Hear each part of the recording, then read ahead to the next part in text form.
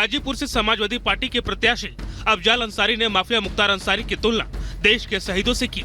जमुनिया क्षेत्र के लोगों को संबोधित करते हुए अफजाल ने मुख्तार को याद किया और शहीदों से तुलना की। ढोंग रचा जा रहा है कि उनको हार्ट अटैक हो गया। इतना जुल्म, इतना सितम। हम तो यही मानते हैं कि हमारे भाई ने आगे बढ़ करके इस जंग में अपनी कुर्बानी दी है। हमारा पूरा खानदान भी कुर्बान होने को तैयार है, लेकिन इस जालिम हुकूमत का पतन होना चाहिए। न सिर्फ गाजीपुर की धरती पर, बल्कि पूरे पूर्वांचल में, उत्तर प्रदेश में और बिहार के ज्यादातर इलाके में इस गुनाह ने इस हुकूमत के घड़े को फाड़ दिया है। हाल ही में बांदा जेल में मुख्तार अंसारी की दिल का दौरा पड़ने से मौत हो गई थी। हालांकि मुख्तार की मौत को लेकर परिवार ने साजिश की आशंका जताई थी और जहर देने का आरोप लगाए थे। Bureau report, Republic Bharat. तो चलिए आगे बढ़ेंगे और बात संजय निरुपम के राजनीतिक अगले पड़ाव की करेंगे। दरअसल जब अटकलें लगी थी कि आखिर संजय निरुपम आप किस तरफ रुख करेंगे, तो अब तस्वीर लगभग साफ हो चुकी है। इस रिपोर्ट के जरिए आपको दिखाते हैं।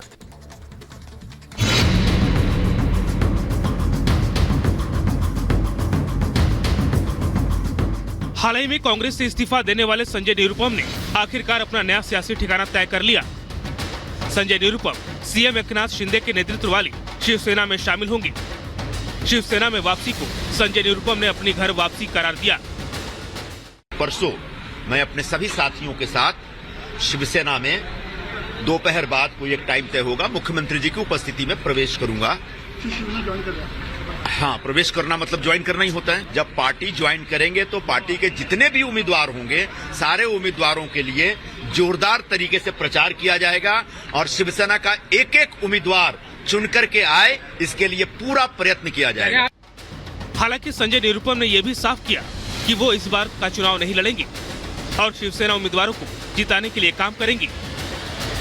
Bureau report, Republic Bharat.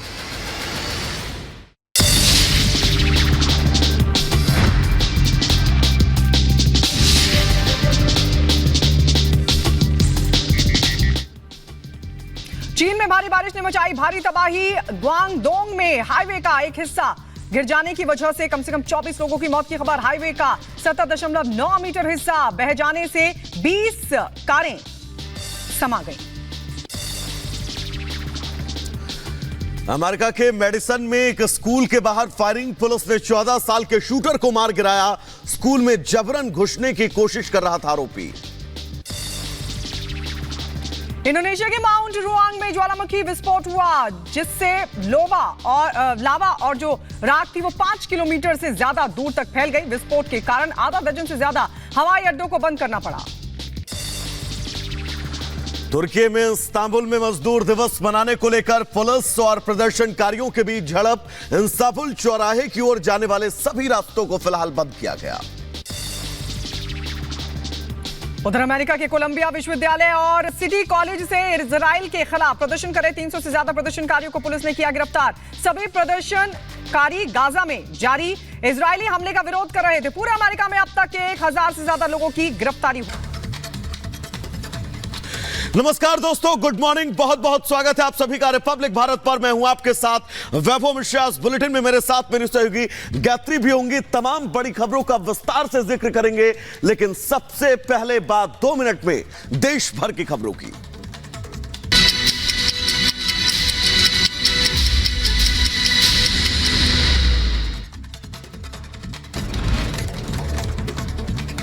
प्रधानमंत्री मोदी आज गुजरात दौरे पर रहेंगे। गुजरात में 4 जनसभाओं को करेंगे संबोधित। पहली सभा सुबह 11 बजे आनंद की शास्त्री ग्राउंड पर होगी, तो दूसरी सभा दिन के 11 बजे बड़वाना में होगी और इसके बाद जूनागढ़ में रैली को करेंगे संबोधित।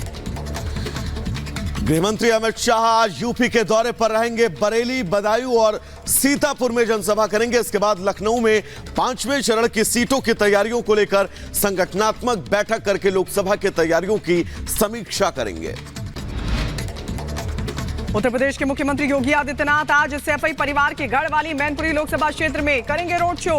बीजेपी प्रत्याशी जयवीर सिंह को जिताने की करेंगे अपील। रोड शो के बाद एटा और फिरोजाबाद में चुनावी जनसभा करेंगे। पीएम मोदी वाराणसी से तीसरी बार करेंगे नामांकन। 13 मई को दाखिल करेंगे पर्चा। वाराणसी से 2 बार सांसद रह चुके हैं पीएम मोदी। अमेठी और रायबरेली में नामांकन भरने की कल अंतिम तारीख। कांग्रेस में दोनों सीट को लेकर लगातार मंथन का दौर जारी। राजस्थान के अजमेर में लोकसभा चुनाव के लिए रिपोलिंग। आज सुबह 7 बजे से शाम 5 बजे तक मतदान। अजमेर लोकसभा सीट के एक बूथ पर पोलिंग पार्टी की गलती के कारण फिर से लोकसभा का चुनाव होगा। कांग्रेस से निष्कासित संजय निरुपम की शिवसेना शिंदे गुट में जल्द होगी वापसी। कांग्रेस ने संजय निरुपम की अनुशासनहीनता और पार्टी विरोधी बयानों के लिए 6 साल के लिए निष्कासित कर दिया था। निरुपम 3 मई को अपने सभी साथियों के साथ शिवसेना शिंदे गुट ज्वाइन करेंगे। सीएम एकनाथ शिंदे ने पार्टी पदाधिकारियों के साथ बैठक के बाद दी इस बात की जानकारी। उत्तर प्रदेश के गाजीपुर से समाजवादी पार्टी प्रत्याशी अफजाल अंसारी का बड़ा बयान। सपा उम्मीदवार ने माफिया मुख्तार अंसारी की तुलना देश के शहीदों से की। अफजाल ने सुखदेव, भगत सिंह, चंद्रशेखर आजाद से मुख्तार अंसारी की तुलना की।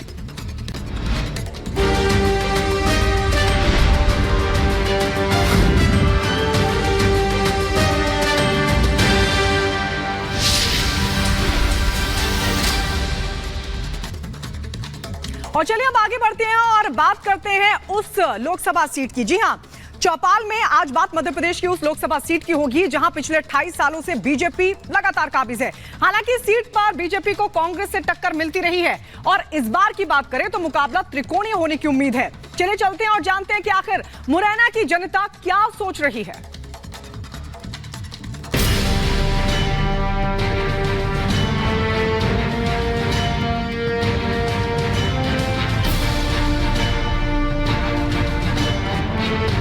भारतीय जनता पार्टी देश में बहुत प्रचंड बहुमत से सरकार बनाएगी।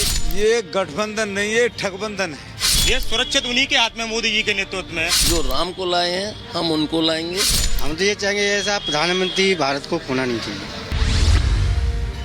मुरैना लोकसभा सीट बागी, बीहड़ और चंबल से पूरे देश में अपनी अलग और अनोखी पहचान रखती है। लेकिन सियासी समीकरणों की बात करें तो मुरैना लोकसभा सीट पर ब्राह्मण और राजपूतों का दबदबा है। दोनों जातियों में सियासी लड़ाई रहती है। ऐसे में सवर्ण मतदाता इस सीट पर निर्णायक भूमिका निभाते रहे हैं। लेकिन इस बार क्या होने वाला है? 24 के इस चुनाव में मुरैना की जनता का मूड क्या है?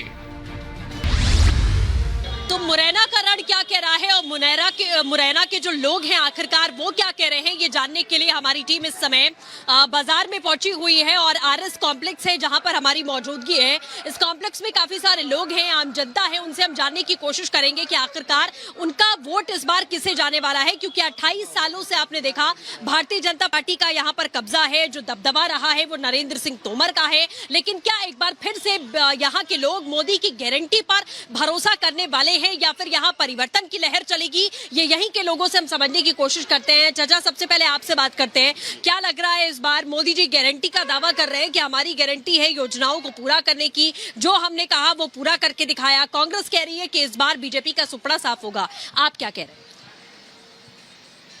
वास्तव में तो ये है कि मोदी जी ने देश में बहुत ऐतिहासिक काम किए हैं, बड़े सटीक निर्णय लिए हैं।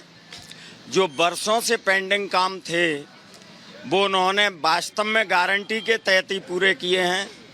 उन्होंने राम मंदिर का जो गारंटी ली थी कि हम राम मंदिर बनाएंगे, सैकड़ों वर्षों के बाद उन्होंने राम मंदिर को बनाया। सारा देश इसको जानता है। और उन्होंने देश की सुरक्षा के मामले में विदेशों में जो भारत की साख बढ़ाई है, जो दबदबा कायम हुआ है विश्व पटल पे, उसके आधार पे देश उनकी गारंटी पे भरोसा करता है। और इस आधार पे निश्चित रूप से माननीय मोदी जी की गारंटी को लोग स्वीकार करते हैं।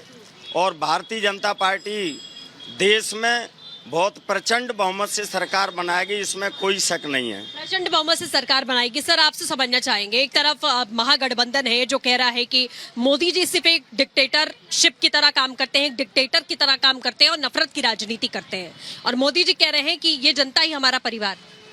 ये गठबंधन नहीं, ये ठगबंधन है। इन्होंने जो सारे ठगों ने इकट्ठा होकर के और भारत की सनातन और सभ्यता और भारत की अखंडता को एक लंबे अरसे से जो लोकतंत्र की बहाली के बाद जो क्षति पहुंचाने का कुठाराघात करके अखंड भारत को खंडित करने का निरंतर जो इन्होंने प्रयोग किया है और काफ़ी हद तक ये लोग सफल रहे हैं। पर समय, प्रकृति और भगवान का ऐसा आशीर्वाद रहा कि जिन प्रभु श्री राम के 550 वर्ष के अंतराल के बाद जो परिस्थिति समय बदल के आया, आज वो परिस्थिति है कि भारतीय जनता पार्टी के समय में इन सारी घटनाओं को अंजाम देने का जो काम हुआ है, जैसे राम मंदिर है, 370 है। आपसे भी समझना चाहेंगे, क्या लग रहा है प्रधानमंत्री मोदी ने जो वादे किए क्या वो पूरे किए? मुरैना की जनता दोबारा भरोसा कर पाएगी? बिल्कुल करेंगे। भारतीय जनता पार्टी ने चाहे गाँवों की बात करें, हम रोडों की जाल बिछा दिया है, चाहे जल योजना हो, चाहे लाडली बहनाओं की बात हो, मोदी जी के नेतृत्व में बहुत गाँव में खुशहाल है लोग। जनता ने तय कर लिया है भारतीय जनता पार्टी का प्रत्याशी प्रेजेंट बहुमत से जीतेगा, क्योंकि मोदी जी के नेतृत्व में बहुत काम हो रहे हैं। देश सुरक्षित उन्हीं के हाथ में, मोदी जी के नेतृत्व में। जनता ने तय कर लिया, चाहे राम मंदिर की बात हो, 370 धारा की बात हो, चाहे रोडों की बात हो,